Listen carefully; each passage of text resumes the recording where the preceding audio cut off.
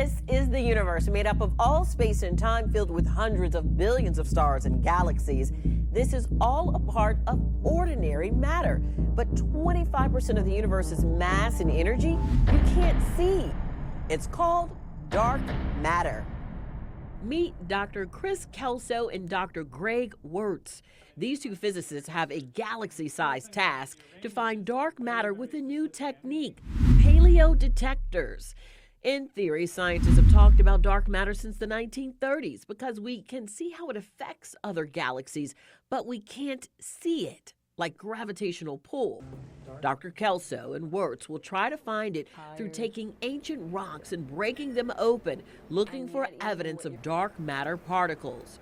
The minerals could have atoms in the crystals that could have been sitting for billions of years with traces of dark matter. If dark matter does interact with the atoms in the rock, it will create damage features. Kelso will do the theory and analysis research for the project. Dark matter, it's depositing its energy over a bigger area. And so Dr. Greg Wirtz will be looking for the damage and executing the experiments, like atomic force microscopy, a very high-resolution scan for the rocks. It happens here in this compartment.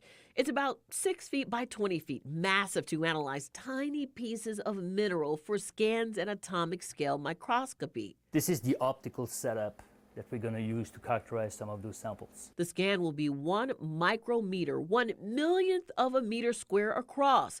It takes about 20 minutes, a tedious process. What you see here is a cantilever. The mineral is mica, and it's one of the minerals that they will scan to look for proof of dark matter. We'll use all of it. In a crystal, it's perfectly shaped, but they will look for damage like neutrinos, radioactive decay, cosmic ray muons, and other surrounding rock neutrons. we have predictions for One scan will result in an image like this. They will look for damage to the crystal. If we count all of them up and say all of the normal things reach this number, if there are more than that, then we would say that extra amount might actually be coming from dark matter. Scientists have searched for dark matter in many ways, but the paleodetector technique is new. If they find it, they would be honored with a Nobel Prize and become famed science pioneers. A possible discovery for the final frontier. Janice Harris, Channel 4, the local station.